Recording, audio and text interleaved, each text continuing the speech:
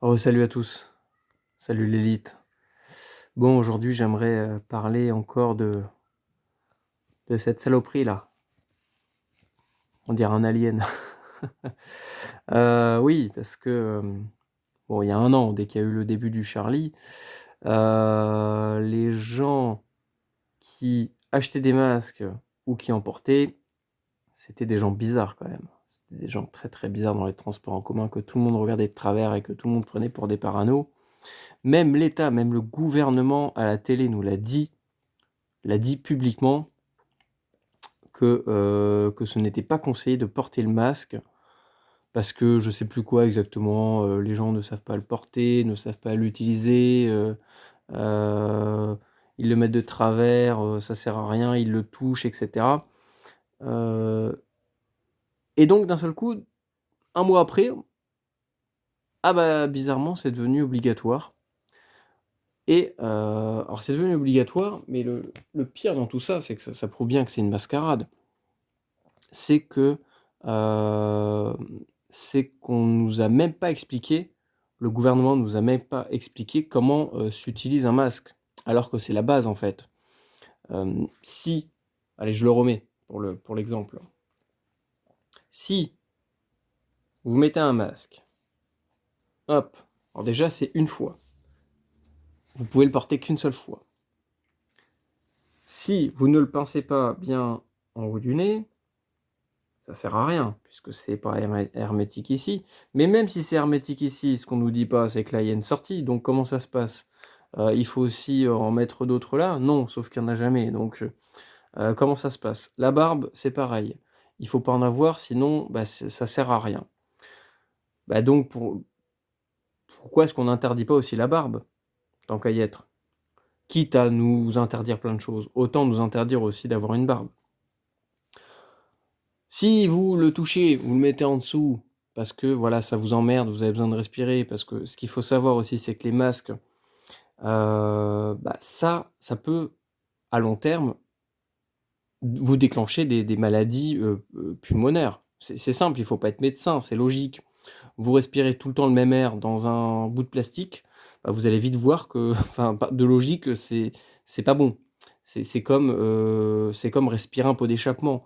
Il n'y a pas besoin d'être spécialiste en cancérologie pour savoir que bah, mettre sa bouche devant un pot d'échappement et de le respirer pendant 5 minutes, bah, c'est logique que c'est cancérigène. C'est logique que c'est pas bon pour la santé.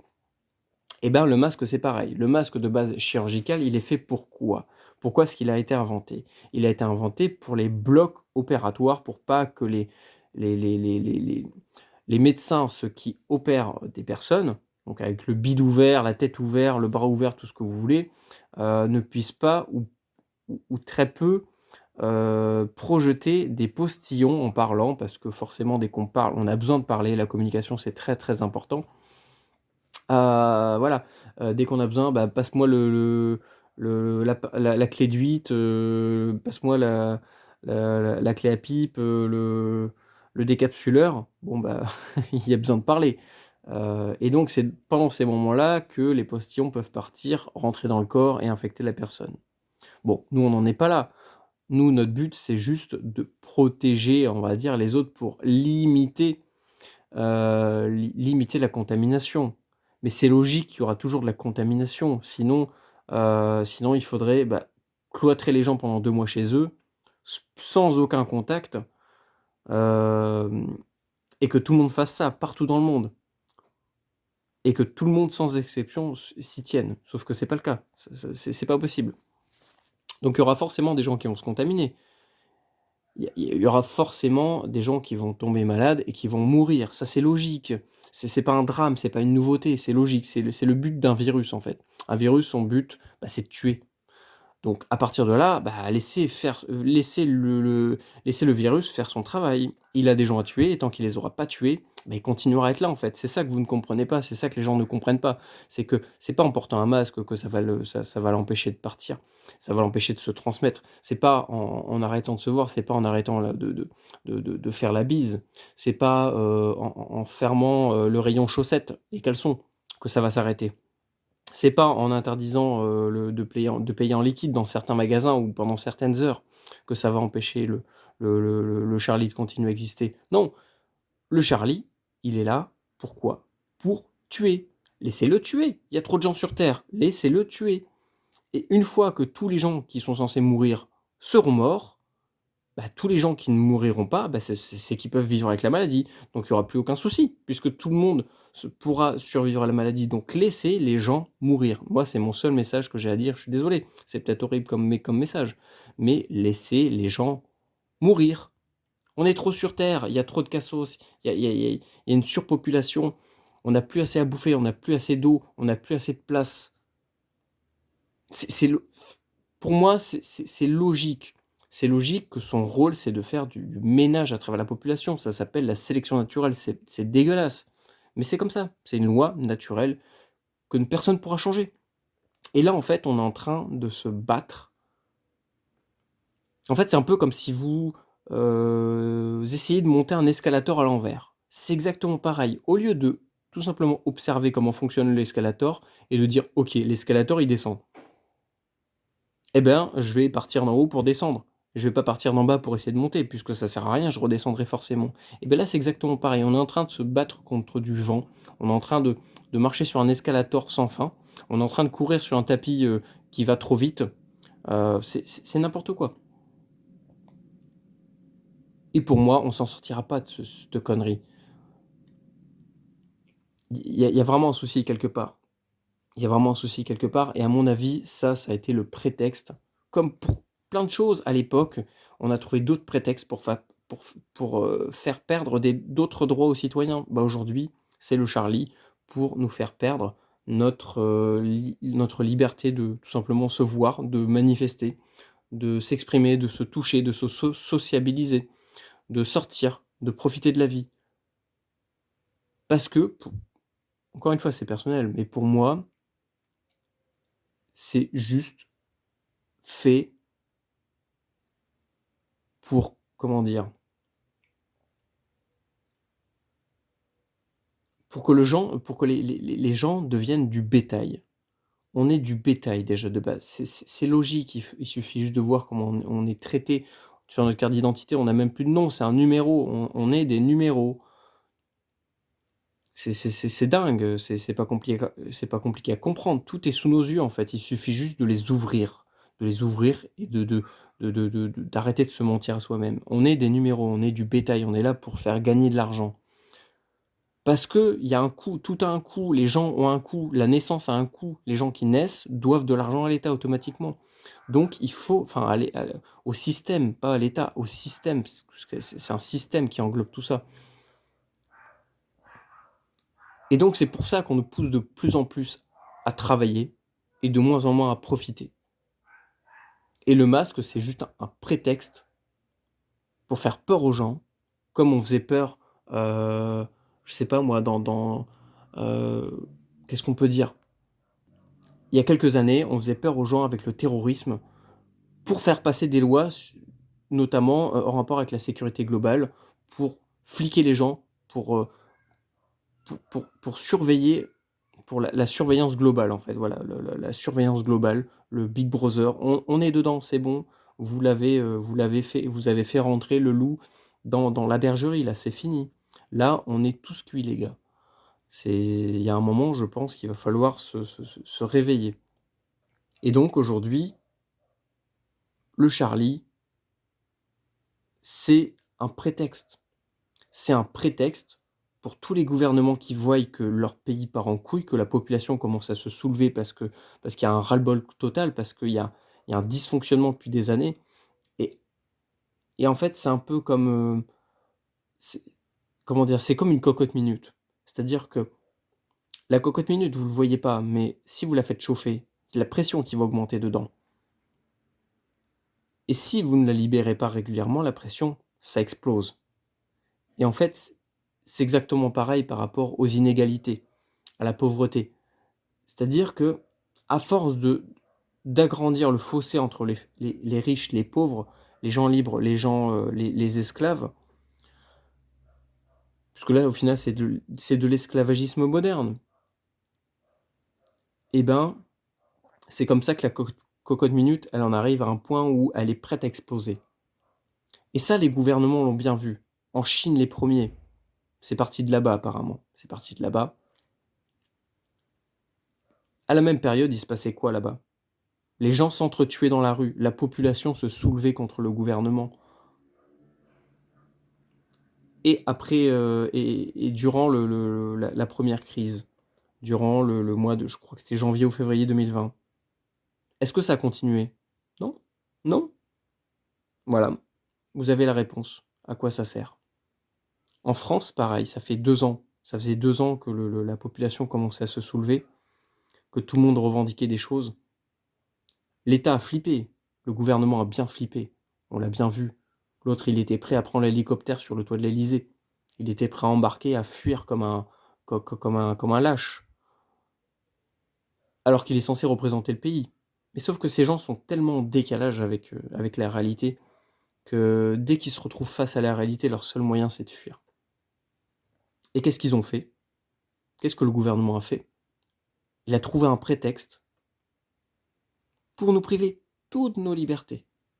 C'est-à-dire que là, on a eu la loi sécurité globale, donc surveillance généralisée dans les rues, reconnaissance faciale, sur Internet, fichage des gens par rapport à leurs opinions, à la religion, à tout ce qu'on veut. Voilà, fichage généralisé des gens. Bientôt, ça va être quoi? Le passeport vaccinal, on va avoir un QR code de tatoué sur le front et sur le cul, et on devra le scanner à chaque entrée de magasin pour être sûr de ne pas être porteur ou je sais pas quoi. Faut qu'on arrête là à un moment donné. Là, on en arrive à un point où c'est plus vivable. C'est plus vivable, et ça se ressent au sein même de la population, parce que les gens de mon âge, je les côtoie, même si je suis un peu un sauvage sur les bords. Les gens de mon âge, je les côtoie. Et qu'est-ce que je vois? Qu'est-ce que j'entends? Tous mes amis qui font des études, qui travaillaient, ou même qui travaillent encore, ou qui font rien, parce que j'ai aussi des amis qui ne trouvent pas leur voie, et c'est pas grave, voilà, c'est chacun, faut que chacun puisse trouver sa voie. Mais qu'est-ce qui se passe dans la tête de ces gens-là? Bah, ils sont pas bien. Ils sont pas bien, ils sont moroses, ils sont déprimés. euh, Tout va mal. Là, tout va mal. En fait, là, on est en train de nous donner juste ce qu'il faut pour survivre. C'est-à-dire qu'on a à peine de quoi bouffer, et encore, les étudiants aujourd'hui n'ont même plus de quoi bouffer. On nous donne à peine assez de liberté pour nous divertir. Ça, effectivement, le divertissement, c'est ce qu'il y a de mieux pour garder sous hypnose, garder sous comment on appelle ça, j'allais dire laxatif, sous somnifère la population. Tout ça, c'est fait pour, voilà, nous maintenir sous contrôle. Les téléphones portables, ça c'est pareil, les smartphones, mon Dieu, même moi j'en ai un. Mais je pense que ça aussi, c'est l'un des cadets de nos soucis. Les smartphones. Mais on enlève ça de notre vie, mais la vie serait tellement plus belle, serait tellement moins emmerdante, serait tellement moins fausse. Et tout ça, oui, c'est juste fait pour nous maintenir dans ce système, pour qu'on soit content de bouffer de la merde. Je les vois, les gens de mon âge, ils sont là dehors, ils passent leur journée à bouffer des McDo, ils sont contents de manger de la merde. À la rigueur, McDo, je le reconnais. Le seul truc qu'il y a de bon chez eux, c'est les McFlurry. Le reste, c'est à jeter. C'est à jeter. Et encore, les McFlurry, j'en mange quoi? Deux fois par an. 2 fois par an. Et c'est vraiment, c'est la fête, hein, c'est exceptionnel. Non, non, vraiment, c'est dingue. C'est que aujourd'hui, vraiment, on est vous voyez les gueux on est jacouille dans les visiteurs, c'est-à-dire que les plus riches nous balancent des miettes par terre, et nous on est contents et on remercie. Oh merci monseigneur, vous m'avez donné des miettes. Oh là là, miam miam, oh la bonne miette, ah c'est délicieux. C'est comme ça que vous voulez vivre. C'est comme des gueux par terre à manger des miettes. Être privé de vos libertés. Aujourd'hui, le souci c'est que les chaînes sont invisibles. À l'époque, les esclaves, on pouvait les reconnaître. Aujourd'hui, ils ont plus de chaînes aux pieds. On les a, mais elles sont plus psychologique, sociale, morale, financière. C'est ça aujourd'hui le gros souci, c'est que les gens, le nouvel esclavagisme, c'est de faire miroiter à des gens des trucs exceptionnels, ou de les obliger, puis de... Voilà, tout notre système fonctionne sur de l'esclavagisme au final. Regardez les petits Chinois qui travaillent pour fabriquer nos affaires, tout le monde le sait, mais pourtant, on n'a jamais autant commandé en Chine qu'aujourd'hui. Comment ça se fait?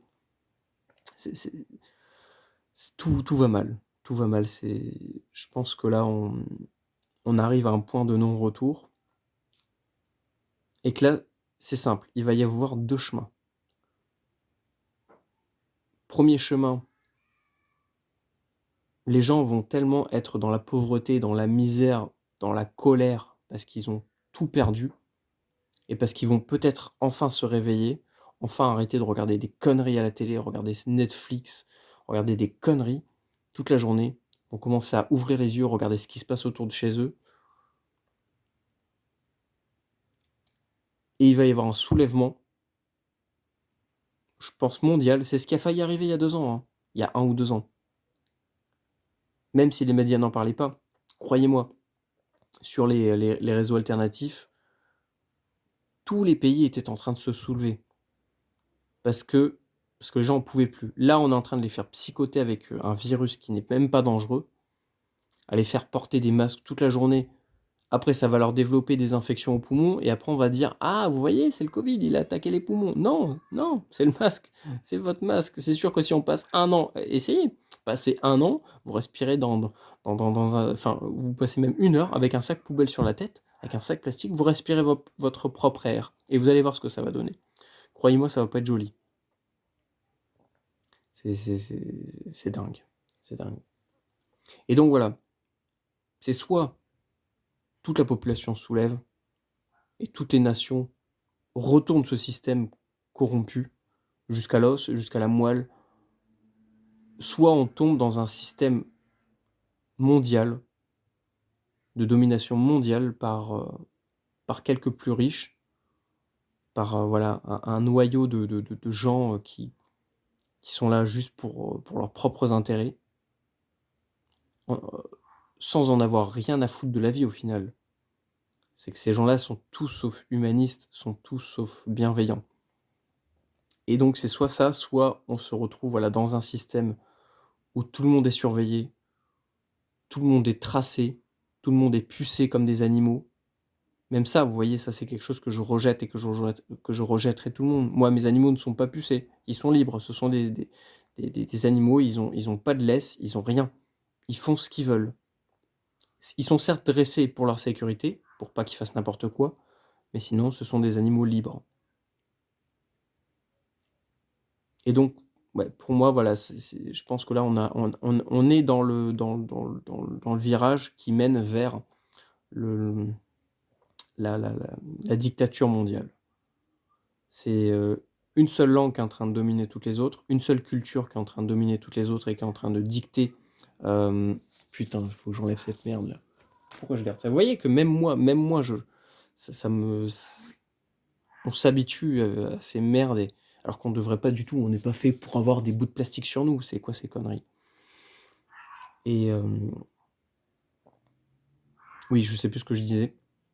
Donc oui, pour moi, là, on est en train d'arriver dans le virage qui mène vers un truc mondial, où tout le monde est surveillé, plus personne n'a de liberté, plus personne n'a le droit, ne peut revendiquer quelque chose, et on va juste être là pour travailler, pour asservir quelqu'un, des gens.